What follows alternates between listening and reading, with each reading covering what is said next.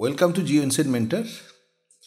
আজকে আমরা যে একটা বিশেষ চ্যাপ্টার সম্পর্কে আলোচনা করব বা তার যে সাজেস্টিভ যে কোশ্চেন সেগুলো দেব, সেটা হচ্ছে যে আমাদের যে 11-এর যে সেকেন্ড সেমিস্টার তার একটি অংশ ভারতের প্রাকৃতিক দুর্যোগ এবং বিপর্যয়, natural hazards and disaster of India. Paschimbanga উচ্চ মাধ্যমিক শিক্ষা সংসদের যে ক্লাস 11-এর যে ফাইনাল পরীক্ষা হবে সেটা আর কিছুদিনের মধ্যেই শুরু হয়ে যাবে।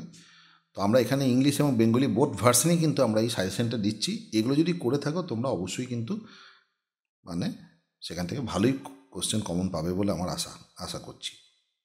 তো আমি এবার মেন ক্লাসের দিকে চলে আসছি। আমাদের যে টেলিগ্রাম চ্যানেল রয়েছে তার সঙ্গে তোমরা যুক্ত হয়ে যাবে এবং সেখানে গুরুত্বপূর্ণ নোটিফিকেশন পাবে এবং পিডিএফ পেয়ে যাবে। তো আমাদের ভারতের ভূগোলের যেটা আজকে যে চ্যাপ্টার সম্পর্কে তোমাদের কোশ্চেন দেওয়া হবে সেটা হচ্ছে ভারতের প্রাকৃতিক দুর্যোগ ও বিপর্যয়, natural hazards and disaster of India. আমরা এবং মেন ক্লাসের দিকে চলে আসছি বা মেন প্রশ্নের দিকে চলে আসছি। প্রথমে আমরা 2 নম্বরের প্রশ্ন নিয়ে আলোচনা করছি। ফার্স্ট প্রশ্ন, প্রাকৃতিক বিপর্যয় কাকে বলে? Natural disaster. তারপর আধা প্রাকৃতিক বিপর্যয়, কুইসি ন্যাচারাল হ্যাজার্ডস বলতে কী বুঝো? অর্থাৎ যেখানে কিছুটা প্রাকৃতিক হবে এবং কিছুটা ম্যানমেড মানুষেরও ভূমিকা থাকবে, সেগুলোকে বলছে আধা প্রাকৃতিক বিপর্যয়। নেক্সট, মনুষ্যসৃষ্ট বিপর্যয়, ম্যানমেড ডিসাস্টার, কমপ্লিটলি মনুষ্যসৃষ্ট এগুলো। তারপর রয়েছে পঞ্জীভূত বিপর্যয়, কিউমুলেটিভ, একটা দীর্ঘদিন হতে হতে হতে হতে জমতে জমতে জমতে জমতে যখন কোনো কিছু বার্স্ট করে বা বিশাল একটা বিপর্যয় হিসেবে দেখা দেয়, সেটা হচ্ছে পুঞ্জীভূত বিপর্যয়। নেক্সট হচ্ছে হরপা বান, এটা পার্বত্য অঞ্চলে বা পাহাড়ি অঞ্চলে বেশি হয়, ফ্লাশ ফ্লাড বলছে। আর পুঞ্জীভূত বিপর্যয় কিউমুলেটিভ ডিসাস্টার। মেঘ ভাঙা বৃষ্টি, ক্লাউড বার্স্ট। তারপরে ভূমিধস বা ল্যান্ডস্লাইড কাকে বলে? এটাও পার্বত্য অঞ্চলে বা পাহাড়ি অঞ্চলে হয়ে থাকে। কেরালায় ক্রমাগত বন্যার কারণ, causes of frequent floods in Kerala. Tsunami কাকে বলে?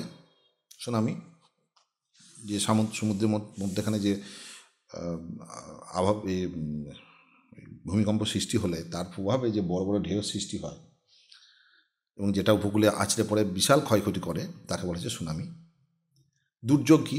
হ্যাজার্ড। তাহলে বিপর্যয় কী, ডিসাস্টার কী এবং দুর্যোগ কী, দুরকমই আসতে পারে। নেক্সট হচ্ছে তুষার ঝড় বা ব্লিজার্ড।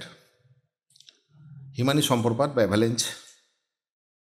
বিপর্যয় ব্যবস্থাপনা, ডিসাস্টার ম্যানেজমেন্ট। ডিসাস্টার যে হবে এটা আমরা জানি, বিপর্যয় বা ডিসাস্টার হবে, বিপর্যয় ব্যবস্থাপনা, ডিসাস্টার ম্যানেজমেন্ট।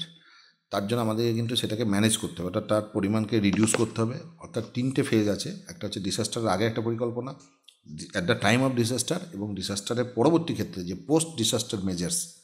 তো সেই সামগ্রিক যে সিস্টেম সেটাই হচ্ছে বিপর্যয় ব্যবস্থাপনা বা ডিসাস্টার ম্যানেজমেন্ট। বিপন্নতা ভালনারেবিলিটি কাকে বলে? নেক্সট হচ্ছে পশ্চিমবঙ্গে খরা এবং বন্যাপ্রবণ অঞ্চল, drought and flood-prawn regions of West Bengal. দুটোকে একসঙ্গে দেবে না, নিশ্চয়ই খরাপ্রবণ দেবে বা বন্যাপ্রবণ দেবে। জৈবিক দুর্যোগ, বায়োলজিক্যাল হ্যাজার্ডস। বায়োলজিক্যাল হ্যাজার্ড খুব গুরুত্বপূর্ণ। আমরা করোনার পরে দেখছি যে বায়োলজিক্যাল হ্যাজার্ড বলতে কি বুঝে আর কি, বিভিন্ন ভাইরাস, ব্যাকটেরিয়া, জীবাণু, এদের মাধ্যমে এটা হয়ে থাকে। মরুকরণ বা ডেজার্টিফিকেশন বা মরুভূমি সম্প্রসারণ বলতে পারি আমরা এটাকে। নেক্সট, তাপপ্রবাহ, heatwave.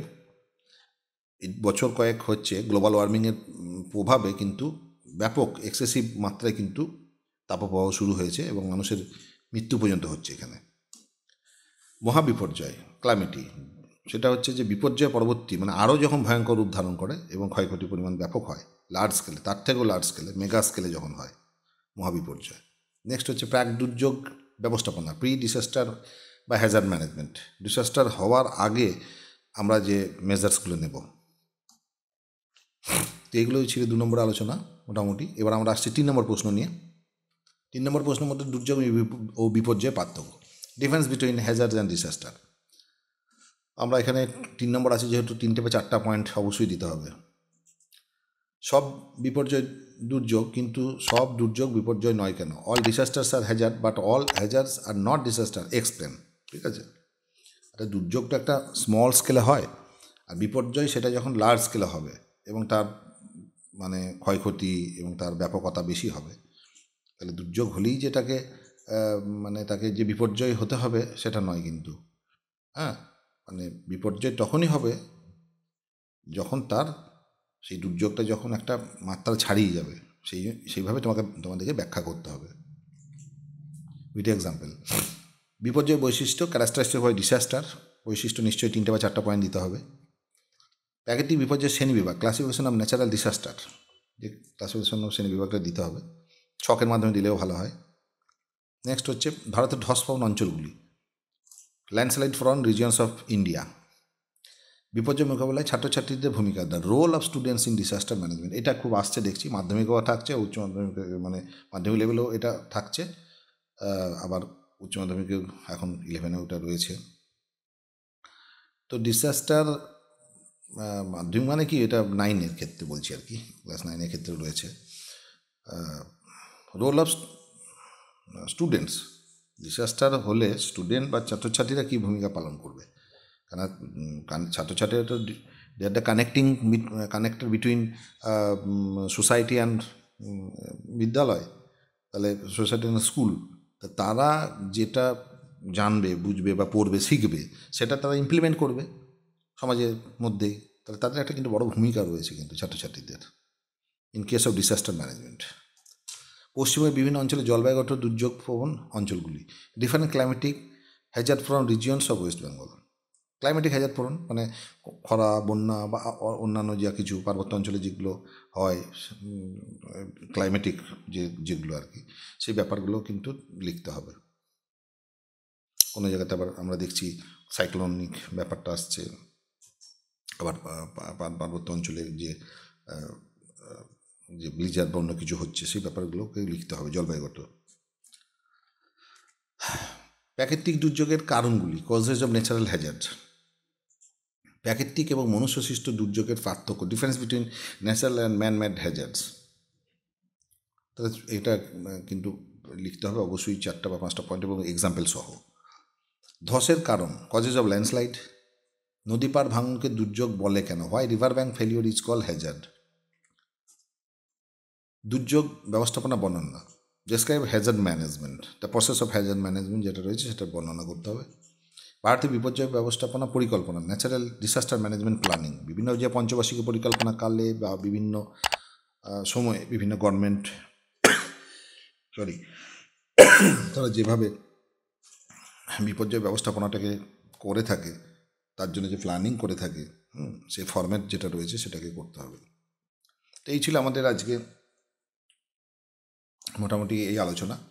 R geography of India এবং হিউম্যান জিওগ্রাফি পোর্শন থেকে কিন্তু 5 নম্বরে বা কোনো রচনাধর্মী প্রশ্ন আসবে না, এখানে 2 এবং 3 নম্বর প্রশ্নই আসবে। তো 2 এবং 3 নম্বর প্রশ্ন নিয়ে আলোচনা করা হলো। আশা করি এর মধ্যে থেকে তোমরা অনেকেই কমন পাবে। আর একটা প্রশ্ন থেকে কিন্তু মানে ডাইরেক্টলি না এলেও সেখান থেকে কিন্তু অন্য প্রশ্নও লেখা যায়, সেইভাবেও কিন্তু কানেক্টিং প্রশ্ন অনেক থাকে, সেগুলো উত্তর দিতে তোমরা পারবে। জিওএনসেট মেন্টরের আমাদের যে ইউটিউব চ্যানেল রয়েছে সেটা তোমরা অবশ্যই সাবস্ক্রাইব করে রাখবে, সেই সাবস্ক্রাইব করে রাখবে এবং তোমরা বেল আইকনে হিট করে রাখবে পরবর্তী সমস্ত নোটিফিকেশান পাওয়ার জন্য। চ্যানেলটিকে তোমরা বেশি করে লাইক, কমেন্ট এবং শেয়ার করে দাও, আমাদের পাশে থেকে আমাদের সহযোগিতা করো। আজকে তোমাদের যে ক্লাসটা হলো সেটা কেমন লাগলো সেটা তোমরা কমেন্ট করে জানাবে, এবং পরবর্তী ক্ষেত্রে কোনো অসুবিধা হলে সেটাও তোমরা কমেন্ট করবে। অলরেডি আমাদের অনেক ক্লাস হয়ে গেছে ক্লাস 11-এর, যেগুলো যারা এখনও পর্যন্ত তোমরা অংশগ্রহণ করোনি এই ক্লাসে, তো তোমরা কিন্তু সেখানে তোমরা অবশ্যই যেন সেই ক্লাসটা কিন্তু ডিসক্রিপশন বক্সে যে আমাদের লিঙ্ক প্রোভাইড করা হবে ওখান থেকে দেখে নেবে এবং আই বাটন ক্লিক করে তোমরা ক্লাসগুলো কিন্তু করে নেবে অবশ্যই। জিওএনসেট মেন্টরের যে টেলিগ্রাম চ্যানেল রয়েছে তার সঙ্গে তোমরা যুক্ত হয়ে যাও সমস্ত গুরুত্বপূর্ণ নোটিফিকেশান পাওয়ার জন্য এবং পিডিএফ পাওয়ার জন্য। আমাদের যে ফেসবুক প্ল্যাটফর্ম রয়েছে জিওএনসেট মেন্টরের, তার সঙ্গে তোমরা যুক্ত হবে সমস্ত ক্লাস এবং গুরুত্বপূর্ণ তথ্য পাওয়ার জন্য। তো এই ছিল আমাদের আজকে মোটামুটি ক্লাস। তো এই ক্লাসটা তোমরা ভালো করে করো, প্রিভিয়াস ক্লাসগুলো ভালো করে করো, এবং তার তোমরা পরবর্তী আমাদের কি ক্লাস হবে সেই দিকেও তোমরা নজর রেখো। আশা করি তোমাদের ভালো হবে, তোমরা কমন পাবে। আর পরীক্ষার আগে তোমরা ভালো করে করো, এটুকু বলে তোমাদেরকে ধন্যবাদ জানিয়ে আমি শেষ করছি। Thank you.